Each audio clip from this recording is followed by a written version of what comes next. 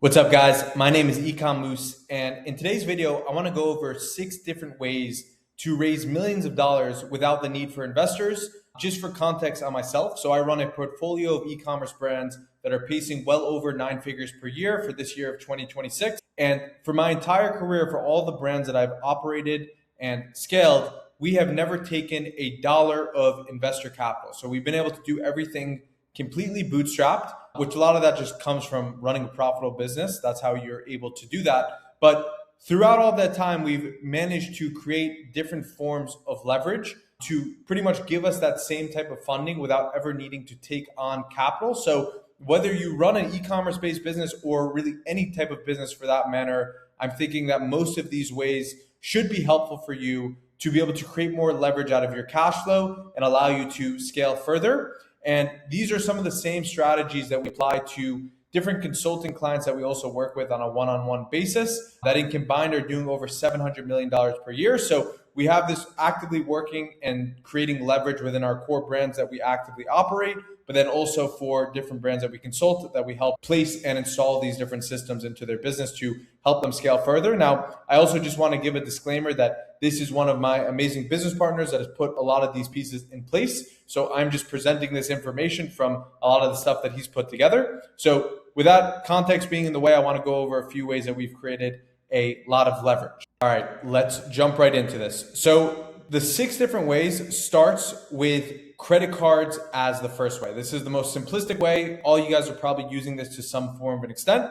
So credit cards is really one of the best ways to get interest-free cash. That comes from pretty much any traditional credit card that you know of, Chase, American Express, a lot of those core credit cards is one of the best ways to get cash flow, raise those lines. If you can get a few $100,000 on credit cards, that will allow you to float between 30 to 45 days of interest-free cash flow as a basis. Now, the cool thing about credit cards is that we use this really as a foundation to stack it into other forms of credit. So a big thing that we use, which again, this will vary on the business, but if you are a business that runs paid ads, then you probably are using Facebook or you probably are using Google. So creating credit lines with core platforms or service providers or advertising providers is going to be a really good way to extend out cash flow. So a way that we like to do it is with our credit lines, we have a multi-7-figure credit line with Facebook directly. Okay, so Facebook gives us 7 figures a month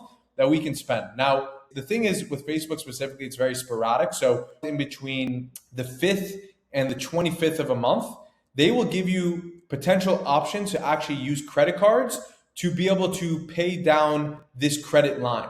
And what we do when we use these two things together is that when we use the credit card to pay down the line as we start to stack all this together, what it allows for us to have is essentially doubling up the cash flow that we had initially, right? So if the credit card itself gives us 30 to 45 days, then when we use it to pay down, the credit line also gives us an additional 30 days. So now we've essentially created 60 to 75 days of 100% interest-free cash flow as a result of stacking these. And when you start to do this, not just on your Facebook credit line, but you also do this on Google, you do this with AppLovin, if that's another traffic channel you use, and you really just look at your whole advertising ecosystem and figure out ways to add credit lines into those. Now you're pretty much extending out and floating out your cash flow so that, especially if you run an e-commerce based business, that extra 60 days gives you plenty of time to now pay down your suppliers, pay different things down to just create more cash flow for your business. The next thing that kind of falls directly in line with this is then creating vendor terms. So vendor terms can start, let's use e-commerce businesses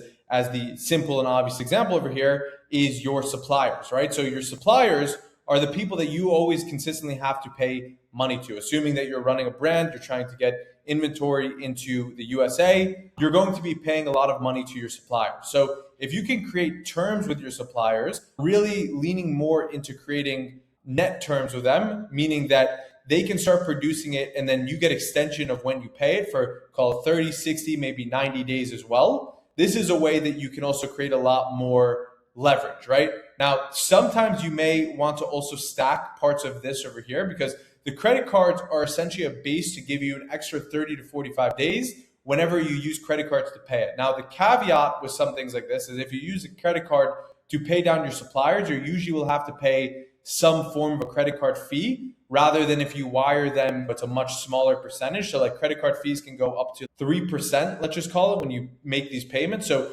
you end up paying honestly a bit more when you do it like this, but you really have to be able to analyze for yourself what makes the most sense in your current scenarios. Because obviously with suppliers, it's depending on how fast you need inventory, depending on how fast you can plan this out in advance, there's a lot of different ways to do this. But the way that we found it is actually because usually what you're going to compete with suppliers is either you want to negotiate down to get the best terms with your supplier. So meaning you get your cost of goods to be as cheap as possible. But usually when you do something like that with your suppliers, what it'll mean is that you're going to get worse terms of paying the suppliers off versus the other side of this, where you might have to pay a little bit more, but you're going to get better terms with your supplier. Call it 60 days until you have to start paying it off. Or maybe you have to pay 50% up front and then you get 90 days, for example, to pay off the rest.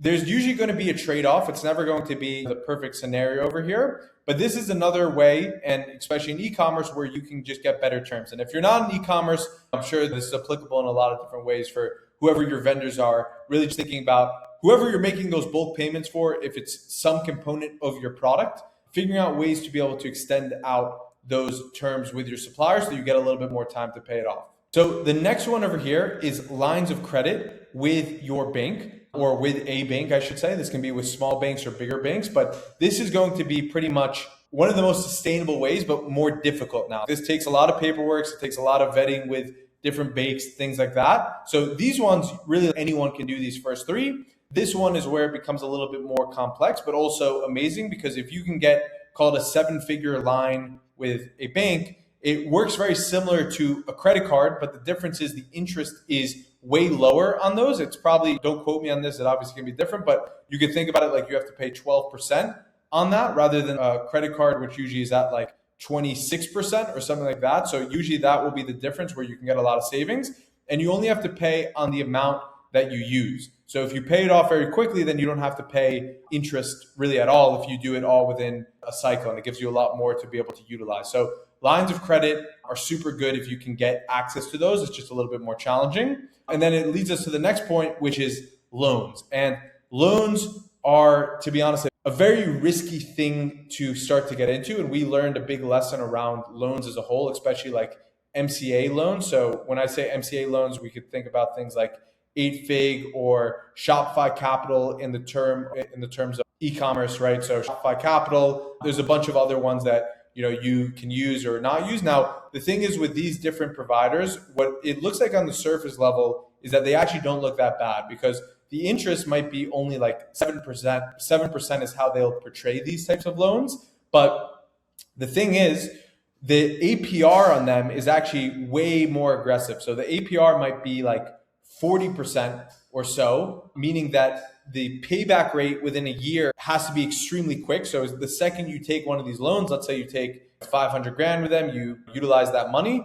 The thing is with these loans, you're going to have to start paying it off extremely quickly. That's where the 40% APR comes in. Even if the amount that you have to pay is 7%, which will equate to, I believe, 35K. If I'm doing the mental math, it might be a little bit more, a little bit less. The interest itself is not usually that bad, but it's the repayment rates that really get you bad. And it comes off of usually the top line of your revenue with some pretty aggressive terms from some of these providers. So be very calculated when you start to get into terms with these types of loans. Now, sometimes you can use these strategically, because what you might find is that this 40%, for example, even the APR that you're paying, you might be able to make these types of savings by fronting some of this capital to your supplier, for example. And let's say your supplier can get you 50%. Now the delta between these two is that you're actually still positive 10% in a sense. So there's a lot of different strategic ways you can look at this, especially if you see clear-cut and fast-paced growth opportunities as a result of it. But MCA loans are very risky, and I would recommend that for the most part, for most of these loans, with the exception of a few, you should probably stay away from it. So when I'm talking about MCA, now the thing is there's other loans which we haven't had access to getting, but like loans like an SBA loan, where an SBA loan is incredible because the terms you get on this is way lower interest, much longer timelines to be able to pay these back, extremely sustainable types of loans. but they require a ton of paperwork, harder to get approved now. In 2020, anyone could pretty much get this. Now it's extremely difficult. So if you can get good loans, then this is probably the best way. But bad loans, aka MCA loan, for most of you guys, I definitely would not recommend these kind of loans, but it is another way that you can extend that cash flow without giving equity or utilizing investors in that sense. And then lastly, and this is really what I preach on this whole channel, is working and investing to create predictable revenue, right? Predictable revenue can come in a lot of different forms and factors, but MRR, aka monthly recurring revenue, so building your business model around getting subscribers is one of the easiest ways to start getting predictable revenue, where that revenue can become its own funding source as a way. Also, LTV as a whole, so lifetime value of a customer and returning customer rates. If you know that a good percentage of your customers, let's say you have a fashion brand, or let's say you have something else that maybe is not directly recurring, but you know that your customers will come by again and again with high repeat customer rates of like 40% plus, we'll call it. Now, again, you can start to get some predictions happening of how much revenue you'll have come in the next month, and then you can scale against that revenue that you have coming in. So as a whole, these are 6 of the best ways that we've found to create more cash flow when you don't take on funds or you don't take on any investors and you're bootstrapping and you're trying to scale. Now, obviously, all of these should be used with a lot of calculations. You should not just go into this and start taking all of these without understanding the risk, because each one of these have their own risks, obviously. So definitely do your own diligence when you're looking at these different things. Thank you guys so much for tuning in. Comment below what you guys want to see next.